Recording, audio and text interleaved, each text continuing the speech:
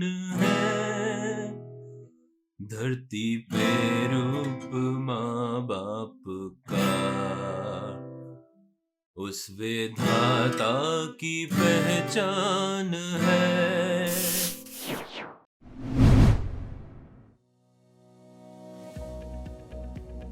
पर क्या इस विधाता ने भी सब कुछ उस विधाता पे छोड़ रखा है? क्या आप भी जब अपने पेरेंट्स से इंश्योरेंस की बात करते हैं वो आपको बोलते हैं अरे भगवान सब ठीक करेगा, क्या करना है इंश्योरेंस लेके? मैं कुछ साल पहले अपने पेरेंट्स के साथ बैठा था और ऐसी ही कॉन्वर्सेशन हो रही थी। तभी मैंने डिसाइड किया मैं खुद ही उनके लिए इंश्योरेंस ले लेता हूँ। मैं हूँ विशेष झोल और आइए निकालें आपकी पेरेंट्स की लाइफ से इंश्योरेंस का झोल। तो जैसा कि मैंने आपको पिछले वीडियो में भी बताया, इंडिया में आउट ऑफ पॉकेट एक्सपेंडिचर बहुत हाई है, तो इसका मतलब है इंश्योरेंस कवरेज बहुत लो है। ये हमारे पेरेंट्स पे भी अप्लाई करता है और उनको तो इंश्योरेंस की बहुत ज़रूरत भी पड़ती है। जैसे जैसे उम्र बढ़ती जाती है आपके हेल्थ केयर एक्सपेंसेस बढ़ते हैं, आपकी रेगुलर दवाइयों का, आपका हॉस्पिटलाइजेशन का, इन सब का खर्चा बढ़ता है। तो क्यों हमारे देश में या हमारे पेरेंट्स इंश्योरेंस लेना नहीं चाहते, या ये सब जो लॉजिक है कि भगवान सब ठीक करेगा, ऑफ कोर्स, लेकिन आपको कवर तो रखने पड़ेंगे, राइट? तो इसलिए इंश्योरेंस बहुत जरूरी है और अपने पेरेंट्स के लिए भी चेक कीजिए उनके पास इंश्योरेंस है कि नहीं, कितना है, क्या वो एडिक्वेट अमाउंट है, या और बहुत सारे फैक्टर्स। तो आइए देखते हैं आपकी पेरेंट्स के लिए अगर आपको इंश्योरेंस पॉलिसी लेनी है या उनकी इंश्योरेंस पॉलिसी को आपको असेस करना है कि वो ठीक इंश्योरेंस पॉलिसी है या नहीं, तो वो कौन से फैक्टर्स होने चाहिए। सबसे पहला तो फैक्टर हो गया कोपे। सो कोपे, या जिसको बोलते हैं कि आपको भी कुछ पे करना पड़ेगा अगर आपने क्लेम किया तो। इसका सिर्फ ये मतलब है कि अगर आप हॉस्पिटल गए और मान लीजिए 1 लाख रुपए का बिल आया, तो कई इंश्योरेंस पॉलिसीज में 20% कोपे का टर्म होता है, को पेमेंट, जिसका मतलब है कि 1 लाख में से 20,000 रुपए आपको देना पड़े, तो इसको बोलते हैं को पेमेंट। अब आप जरूर देखिए अगर आप इसके लिए कंफर्टेबल नहीं है, क्योंकि 1 लाख का बिल 10 लाख का भी हो सकता है और आपको फिर 2 लाख रुपए देना पड़ेगा और इंश्योरेंस लेने का कोई फायदा नहीं रह जाता है फिर। तो आप ये जरूर देखिए कि को पेमेंट टर्म्स क्या है, और अगर हो सके तो उसको डिडक्टेबल्स बनाइए। अब डिडक्टेबल्स क्या होते हैं, ये सेकंड फैक्टर आपको देखना है।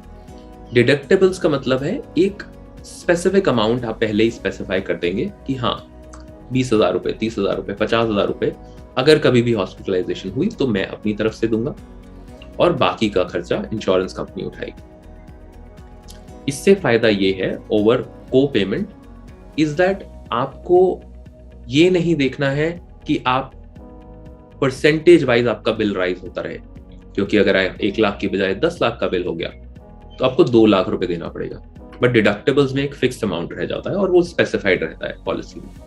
तो ये दूसरा सबसे जरूरी फैक्टर है।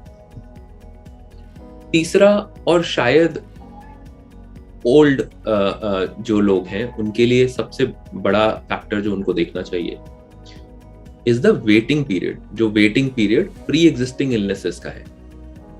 तो अगर प्री एग्जिस्टिंग इलनेसेस आपके पेरेंट्स को या किसी को भी जिनके लिए आप पॉलिसी देख रहे हैं या उनके लिए असेस कर रहे हैं, वेटिंग पीरियड ज्यादा नहीं होना चाहिए, क्योंकि उसका ये मतलब है कि अगर आपको बीपी है, हाइपरटेंशन है, उससे रिलेटेड अगर कुछ डिजीज होता है तो उसका क्लेम आपको नहीं मिलेगा।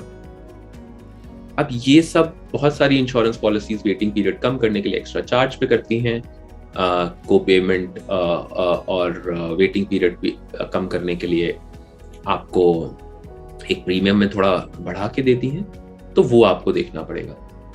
लेकिन ये बहुत ज़रूरी है and I think waiting period जितना कम रहे उतना अच्छा, स्पेशली एक उम्र के बाद, बिकॉज वो लाइफस्टाइल डिजीजेज हैं, वो कहीं जाने नहीं वाले, और उनका अगर कवर नहीं मिला तो इंश्योरेंस पॉलिसी का उस समय के बीच में कुछ ज़्यादा फायदा नहीं रह जाता। तो आते हैं और इम्पॉर्टेंट फैक्टर्स पे। तो हमने बात की ओ पेमेंट की, डिडक्टेबल्स की और वेटिंग पीरियड की। चौथा फैक्टर जो आपको देखना चाहिए वो है रेस्टोरेशन बेनिफिट। अब रेस्टोरेशन बेनिफिट क्या होता है?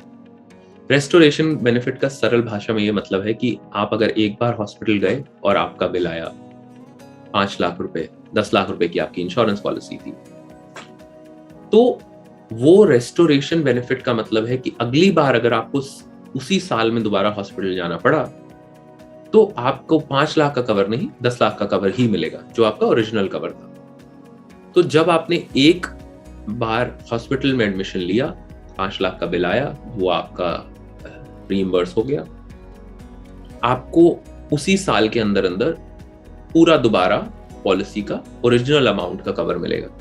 तो ये बहुत ही अच्छा एक फीचर है जो कि आपको जरूर देखना चाहिए। 5वां फैक्टर पे आ जाते हैं, सब लिमिट्स। सब लिमिट्स का मतलब है कुछ कुछ चीजों के ऊपर उन्होंने अमाउंट का लिमिट लगाया है कि कोई स्पेसिफिक डिजीज पे कवरेज है या कोई सर्विस पे कवरेज है, एम्बुलेंस पे, रूम पे, किसी चीज पे भी कैपिंग है। तो वो एक सही फैक्टर नहीं रहता है इंश्योरेंस पॉलिसी में, बिकॉज फिर आपको हर एक पर्टिकुलर डिजीज या हर एक पर्टिकुलर सर्विस के लिए आपको देखना पड़ेगा कि कितना उसका लिमिट है और उतना ही आप क्लेम कर पाएंगे। तो वो एक फैक्टर जरूर देखिए। और लास्टली और सबसे इंपॉर्टेंट फैक्टर, अगर आप किसी एल्डरली के लिए पॉलिसी ले रहे हैं या उनके लिए असेस कर रहे हैं, देखिए कि वो कॉम्प्रिहेंसिव कवरेज प्लान्स हो, जितना की आप कोशिश कर सकें। बिकॉज उससे होगा ये, थोड़े से महंगे जरूर होंगे लेकिन आपका कवरेज बहुत बेटर होगा। कुछ कंपनीज या कुछ लोग सस्ता प्लान लेने के वजह से या सस्ता प्लान लेने के लिए एक सीनियर सिटीजन स्पेसिफिक प्लान ले लेते हैं जिसमें उतना कवर नहीं रहता है और फिर वो बाद में दिक्कतें आती हैं क्लेम के बाद। तो ये फैक्टर जरूर असेस कर लीजिए और अगर आप अफोर्ड कर सकते हैं तो जरूर कॉम्प्रिहेंसिव प्लान लीजिए। तो जैसा कि मैंने कहा, क्या क्या फैक्टर्स आपको देखने हैं, को पेमेंट है या नहीं, डिडक्टिबल्स, उसको को पेमेंट को परसेंटेज की बजाय फिक्स्ड अमाउंट बनाने का बहुत अच्छा तरीका है, waiting period for pre existing illnesses, और आपको देखना है कि उसका रिस्टोरेशन बेनिफिट और उसकी सब लिमिट्स क्या है, और अगर हो सके तो कॉम्प्रिहेंसिव प्लान लीजिए। तो ये 6 फैक्टर्स अगर आप देखेंगे तो आप बहुत अच्छा एक इंश्योरेंस प्लान चूज कर पाएंगे। तो जैसा कि मैंने हर वीडियो में किया है, अंत में मैं आपको अपना इंश्योरेंस प्लान, अब ये मेरा नहीं है, ये मेरे पेरेंट्स का है, तो मैं आपको कुछ डिटेल्स जरूर दिखाता हूं जो आपको देखनी चाहिए, जो आपको पॉलिसी डॉक्यूमेंट में दिखेंगी। अब ये देखिए, आपको यहाँ पे पता है कि हॉस्पिटलाइजेशन एक्सपेंसेस कवर्ड है, ambulance cover, organ donor cover, तो जैसे बहुत सारे आप बेनिफिट्स देख सकते हैं और आप उनकी कवरेज भी देख सकते हैं। No claim bonus, 10% off sum insured for each claim free और मैक्सिमम अप टू 50%। तो ये बहुत ही अच्छा बेनिफिट रहा है। ये मेरे मदर की पॉलिसी है और उनके बहुत अच्छी ये पॉलिसी रही है बिकॉज उनका कवरेज इंक्रीज होता गया है ईयर दर ईयर। और ऐसे ही आपको देखना है कि ये सब फैक्टर्स बहुत ध्यान में रख के आप इंश्योरेंस पॉलिसी खरीदें और वो पॉलिसी खरीदें जो आपके लिए लॉन्ग टर्म बेनिफिशियल हो। थोड़े से सस्ते प्लान खरीदने के लिए ऐसा ना करें कि आप किसी इस चीज में फंस जाएं जहां पे आपको को पेमेंट करनी हो या कोई स्पेसिफिक लिमिट्स लगी हो या वेटिंग पीरियड बहुत ज्यादा हो, जिससे आपके लिए वो इंश्योरेंस पॉलिसी का कोई मतलब नहीं रह जाएगा। तो ध्यान से चुने और अपने पेरेंट्स को और खुद को मन का सुकून दे और इंडिया का आउट ऑफ पॉकेट एक्सपेंडिचर कम करें। Thank you so much. अरे अरे, लाइक नहीं किया? अच्छा चलो सब्सक्राइब तो करो। इधर इधर होगा नीचे।